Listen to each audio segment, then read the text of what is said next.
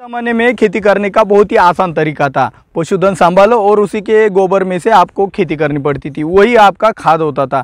लेकिन आज के ज़माने में थोड़ा तरीका बदल गया है। आज के ज़माने में क्या होता है, केमिकल फर्टिलाइज़र, लिक्विड फर्टिलाइज़र इस्तेमाल करके ही हम अपनी खेती को खाद दे सकते हैं और उसी से हमारी उपज होती है। और हमारे ज़मीनों को और हमारे जो फसलों को इतनी आदत हो गई कि बिना केमिकल फर्टिलाइज़र के हमारी फसलें बढ़ भी नहीं सकती।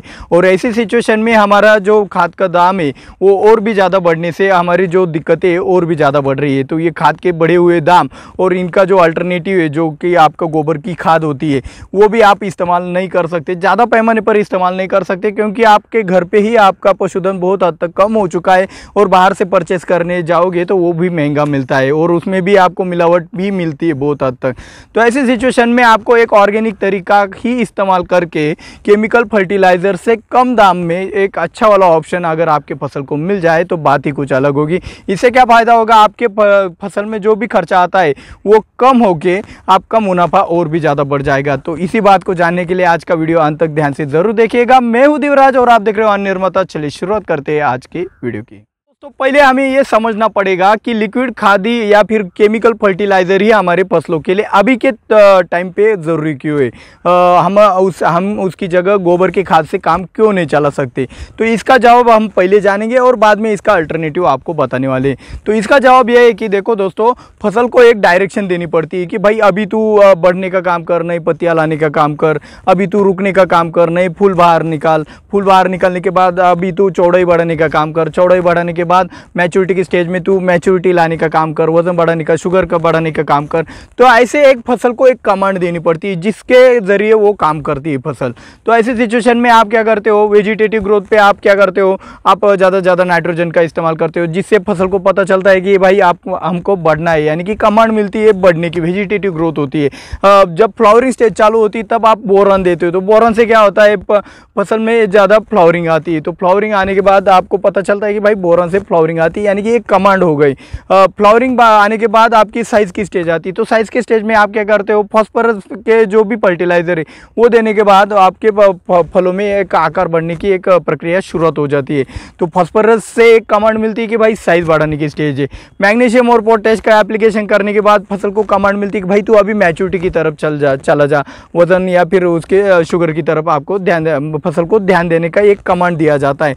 तो आपको एक इन शॉर्ट इतना सब बताने का कारण इतना ही है कि आपके केमिकल फर्टिलाइज़र आपके फसल को ये बताते हैं कि अभी तुमको करना क्या है, मतलब एक कमांड देने का काम करता है। जो कि आपके गोबर की खाद हो गया या फिर कोई भी ऑर्गेनिक खाद हो गई, तो उससे आप ये कमांड नहीं दे सकते कि भाई अभी देखो आप गोबर की खाद किसी भी स्टेज में देते हो तो उसमें अलग अलग प्रक्रिया नहीं दिखाई देगी, आपको एक ही समान रिजल्ट मिलेगा। मतलब गोबर की खाद में नाइट्रोजन ज़्यादा होगा, गोमूत्र ज़्यादा होगा, तो वो सिर्फ पत्तियाँ ही बढ़ाने लगेगा, जो कि आपके फ्लावरिंग स्टेज में, साइज बढ़ाने के स्टेज में, मैच्योरिटी के स्टेज में घातक होता है। तो इसी कारणवश आप गोबर की खाद के सहारे आप पूरी फसल नहीं निकाल सकते। लेकिन इसका भी सोल्यूशन मेरे पास है, बिना केमिकल फर्टिलाइज़र के भी आप मतलब ज़मीन में बिना डाले भी आप फसल निकाल सकते हो। इसके लिए मैं आपको अगले सेक्शन में आपको ये बताने वाला हूँ, का अल्टरनेटिव के साथ साथ ये आप कैसे कर सकते हैं ये तो बताने वाला हूँ। लेकिन अभी के लिए आपको इतना ही समझना है कि केमिकल फर्टिलाइज़र फसल में काम कैसे करते हैं। वो एक कमांड देने का काम करते हैं, जो कि आपके फसल में बहुत ही महत्वपूर्ण होता है। अगर ये कमांड देने का काम अच्छे से नहीं हुआ तो फसल आपकी अच्छे से ग्रोथ भी नहीं होगी और आपकी उपज भी अच्छी तरीके से नहीं बढ़ेगी और एक सामान भी आपको कुछ आपके फसल में नहीं मिलेगा। तो हार्वेस्टिंग का भी प्रॉब्लम आएगा, वेट का, क्वालिटी का, सब मुनाफा भी आपका घट जाएगा। तो इसलिए आपने आज तक केमिकल फर्टिलाइज़र का इस्तेमाल किया है। तो केमिकल फर्टिलाइज़र का अल्टरनेटिव बताने से पहले मैं आपको कुछ बात बताना चाहता हूँ कि भाई लिक्विड खाद हो गया या फिर आपके ब्रॉडकास्टिंग फर्टिलाइज़र हो गए, इनके दाम बढ़ने के पीछे कौन सा कारण है। इनके दाम बढ़ने के पीछे एक ही कारण है, पेट्रोल के दाम बढ़ गए, जीएसटी बढ़ गया। जो पेंडेमिक सिचुएशन के कारण जो मंदी आई थी उसके परिणाम स्वरूप हमें अभी सब चीज़ों के दाम अभी बढ़ते हुए दिखाई दे रहे हैं। लेकिन हमारी जो फसलें हैं उनके मार्केट में दाम अभी भी जैसे के तैसे या फिर उससे भी कम हमें मिल रहे हैं। तो ऐसी सिचुएशन में हमें खेती करना और चैलेंजिंग हो सकता है। तो इसके लिए हमें इन जो अल्टरनेटिव बताने वाला हूँ मैं आगे, उसके ऊपर बहुत ही ज़्यादा फोकस करके हमें एक प्रैक्टिस कर लेनी चाहिए कि भाई हम बिना केमिकल फर्टिलाइज़र के भी खेती कर सकते हैं। दोस्तों केमिकल फर्टिलाइज़र के अल्टरनेटिव बहुत सारे हैं, लेकिन उसमें से सबसे बेस्ट तरीका हम आपको बताने वाले जो कि आसान भी है और आप इस्तेमाल लंबे समय तक के लिए भी कर सकते हो, लेकिन एक तरीके से काम नहीं होने वाला है। आपको ये पूरे के पूरे तरीके अभी सुनने होंगे। तो पहला तरीका है खली का। खली क्या है पहले हम ये समझते हैं। खली आपको पता है भाई, ये मूँगफली की खली मिलती है, सरसों की खली मिलती है, कपास की खली मिलती है।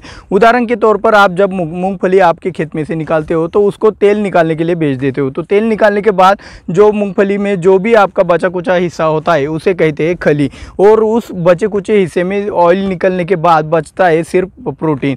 तो वो प्रोटीन आप दो तरीक़े से इस्तेमाल करते हैं। आपके पशुधन के लिए इस्तेमाल करते हैं, या फिर कुछ बागवानी वाले किसान होंगे तो उनको पता होगा कि बागवानी वाली फसलों के लिए भी उसका इस्तेमाल बहुत ही अच्छे से किया जाता है और उसके रिजल्ट भी बहुत ही अच्छे मिलते हैं। लेकिन वो ज़्यादा पैमाने पर इस्तेमाल करने से बहुत सारे किसान कचराते हैं, क्योंकि उसके दाम ज़्यादा है, क्योंकि एक समय में आपको ज़्यादा डालनी पड़ती है, इसलिए उसके दाम आपको ज़्यादा लगते हैं। तो ये जो खली है ये आपकी केमिकल फर्टिलाइज़र की जगह कैसे ले सकती है। तो देखो दोस्तों, हर एक किसान के पास पशुधन तो होता ही है, आप उनके लिए कुछ ना कुछ तो खली तो लाते ही होंगे, क्योंकि आपको पशुधन से एक दूध का व्यवसाय करना है तो आपको खली तो ज़्यादा से ज़्यादा खिलानी पड़ेगी, जिससे वो दूध ज़्यादा दे सके।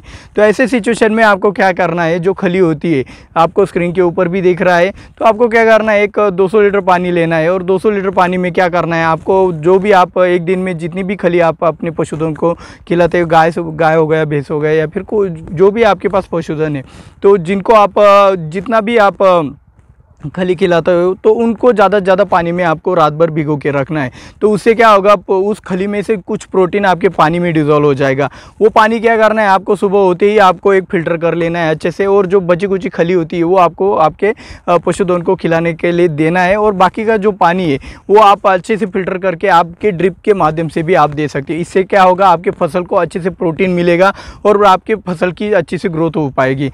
कई किसान ऐसे होते हैं कि जिनको गोबर की खाद मतलब खरीदना बहुत ही मुश्किल होता है, क्योंकि दाम ज़्यादा होते हैं, वो ऐसे में ज़्यादा से ज़्यादा गोबर की खाद भी नहीं डाल सकते। तो थोड़ा थोड़ा करके खली आपके खेत में जाती है तो आपके ज़मीन में माइक्रो ऑर्गेनिज्म भी ज़्यादा बढ़ जाते हैं, और आपके फसल को प्रोटीन मिलने से आपको केमिकल फर्टिलाइज़र की तुलना में कई मतलब आप करके देखना भाई साहब, जितने भी रिजल्ट मिलेंगे आपको वो केमिकल फर्टिलाइज़र की तुलना में आपको ज़्यादा ही मिलने वाले।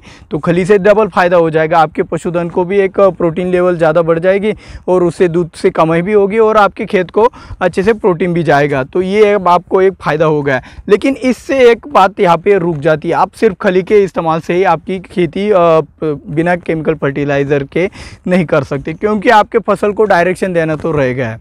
डायरेक्शन देना तो रह गया मतलब क्या हुआ कि आपके फसल को अभी वेजिटेटिव ग्रोथ करनी है और आपने खली दी, तो वो अब फसल में जैसा नाइट्रोजन ज़्यादा होगा तो नाइट्रोजन के रिजल्ट दिखाएगा, फॉस्फोरस ज़्यादा होगा तो फॉस्फोरस के रिजल्ट दिखाएगा।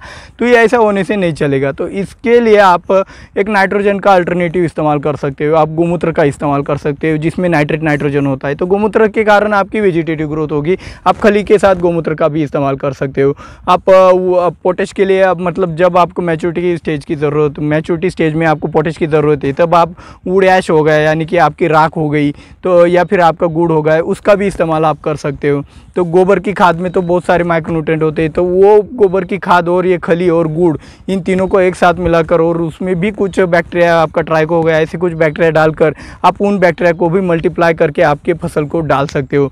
माइक्रोन्यूट्रेंट के लिए आप देखो भाई, माइक्रोन्यूट्रेंट जो होते हैं चिलेटेड फॉर्मुलेशन जो होते हैं वो महंगे आते हैं, लेकिन सल्फेट बेस्ड जो माइक्रोन्यूट्रेंट होते हैं वो बहुत ही सस्ते आते हैं। तो आप सल्फेट बेस्ड माइक्रोन्यूट्रेंट का भी आप ऐसी सिचुएशन में इस्तेमाल कर सकते हो। तो आपको डायरेक्शन देने के लिए, एक कमांड देने के लिए आपको फसल में ये सब आप इस्तेमाल कर सकते हो। और फसल के शुरुआती में मैंने एक ही केमिकल फर्टिलाइज़र आपको रिकमेंड कर रहा हूँ। आप जिप्सम आता है कैल्शियम सल्फेट, तो आप कैल्शियम सल्फेट यानी कि जिप्सम का भी इस्तेमाल अच्छे से कर सकते हो, जिससे आपकी फसल की ग्रोथ और भी अच्छे से हो जाएगी। तो आपको खास बात बताने से पहले आपको अगर हमारी ये जानकारी, हमारी ये मेहनत अच्छी लगती हो तो वीडियो को लाइक ज़रूर कर दीजिएगा। जिन्होंने अब तक हमारे चैनल को सब्सक्राइब नहीं किया है भाई, जल्द से जल्द चैनल को सब्सक्राइब भी कर लीजिएगा, और ज़्यादा से ज़्यादा इस वीडियो को शेयर करके बाकी किसानों की मदद भी कीजिएगा।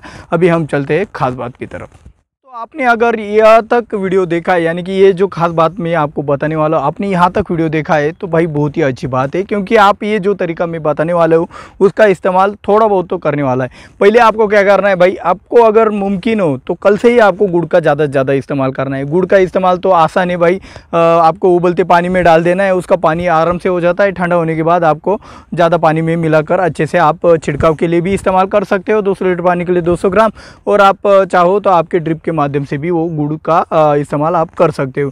लेकिन खली का थोड़ा सा तरीका थोड़ा मतलब झंझट वाला है, क्योंकि वो आसानी से नहीं होता है। आप लिक्विड में से यानी कि ड्रिप में से आप नहीं दे सकते, इनलाइन से बहुत दिक्कतें आती है। तो ऐसे में स्लरी का माध्यम भी आप चुन सकते हो। रही बात आपके ड्रिपर होगे तो ड्रिपर से भी ये आप अच्छे से कपड़े से 2-3 बार इसका पानी फिल्टर कर लेते हो तो वो भी पास हो जाएगा। तो थोड़ा दिक्कत वाली बात है खली का इस्तेमाल करना। लेकिन आज से अगर आप इस्तेमाल करते हो, देखो भाई अभी क्या होगा है कि आपके लिक्विड फर्टिलाइज़र के दाम यानी कि केमिकल फर्टिलाइज़र के दाम और आपके खली के दाम दोनों बराबर हो चुके हैं। कई के मतलब कि मैंने ऐसे कुछ अभी 0.60-20 है, आपके मूंगफली के खली के तुलना में इसके दाम ज़्यादा है। तो आप किसका इस्तेमाल करना चाहोगे? तो भाई मूंगफली के खली आपको उसी दाम में 1 क्विंटल मिलती है और ये 25 किलो की बोरी मिलती है, तो किसका पावर ज़्यादा होगा? तो ये बात आपको अच्छे से समझना है कि भाई आपको अभी धीरे धीरे ये जो दाम बढ़ रहे हैं तो इसमें से आपको एक कुछ चुनाव करना है कि भाई आपको ज़्यादा से ज़्यादा ऑर्गेनिक में, वो भी अच्छे वाले और ज़्यादा से ज़्यादा प्रोटीन वाले ऑर्गेनिक में ही आपको कुछ खाद का चुनाव करना है इसके अल्टरनेटिव के तौर पर। तो मेरे हिसाब से खली का आप ज़्यादा से ज़्यादा इस्तेमाल करेंगे तो आपको आपके खेत में जो रिज़ल्ट है वो दिखने भी लगेंगे। और गुड़ का इस्तेमाल तो आपको कल से ही करना है। गुड़ के बारे में ज़्यादा जानकारी चाहिए तो इस वाले वीडियो के ऊपर आप क्लिक करके वो वाली जानकारी पा सकते हो। मिलते हैं अगले वीडियो में। जय जवान जय किसान।